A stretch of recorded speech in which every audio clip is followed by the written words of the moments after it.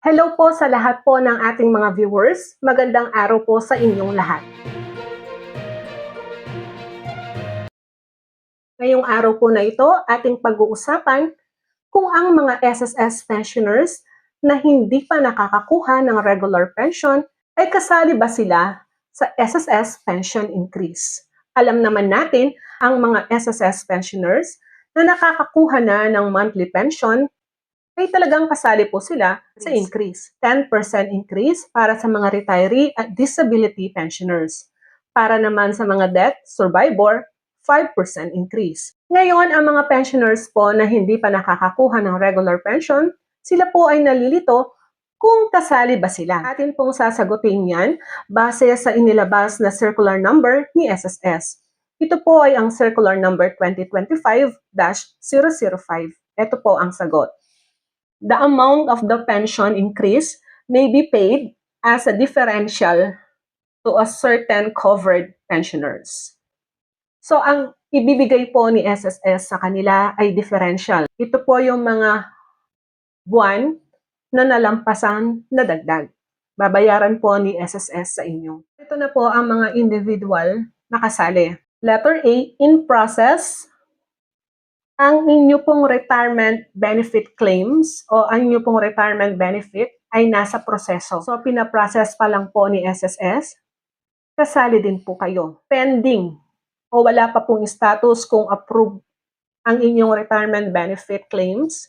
So, kasali din po kayo. Basta ang inyo pong date, eto po basta ang inyo pong date of retirement, date of disability, date of death ay before September 1, 2025 o as of August 31, 2025.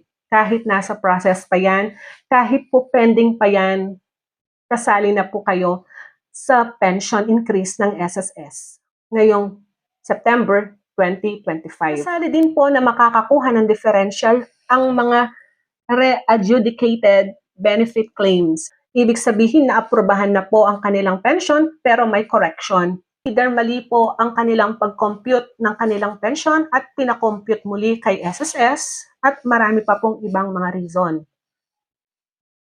Pangalawa, advance pension release. Ito po yung mga pensioners na nag-advance ng kanilang pension ng 18 months. Hindi po sila tumatanggap ng kanilang regular monthly pension, pero pensioners na po sila dahil nag-advance lang po sila ng 18 months.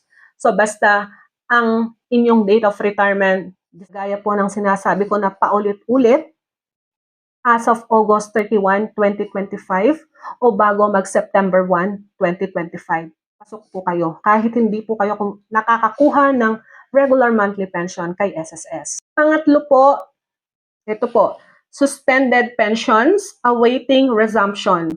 So marami pong mga SSS pensioners sa ating comment section na hindi ko na po masagot-sagot dahil marami pong nagtatanong. So minsanan na lang po. Kasali din po kayo kung kayo ay nagpe-pension at nahinto o suspended ang inyong pension at naghihintay na lang po kayo na maibalik muli ang inyong pension. Kasali din po kayo sa pension increase. Narito po ang tanong ng marami. Kailan po ba makukuha daw ang differential? So, as of now po, wala naman pong nasabi si SSS kung kailan makukuha ang differential. Basta importante po, meron po kayong differential na makukuha. So, hindi po natin alam yung exact date. Sana po sa lahat po ng mga SSS pensioners na nagtanong sa ating comment section about kung sino ba talaga ang makakakuha ng differential. Hindi lang po yung nag-advance ng 18 months. Kasali din po pala ang mga nasa proseso, ang kanilang mga papers pending, re-adjudicated benefit claims, mga suspended pensions na naghihintay lang po ng kanilang resumption ng kanilang pension sa SSS, kasali din po sila. Muli po, mapagpalang araw po sa inyong lahat. Have a nice day and God bless us all. Ito po ang inyong lingkod, Pro Information Hub.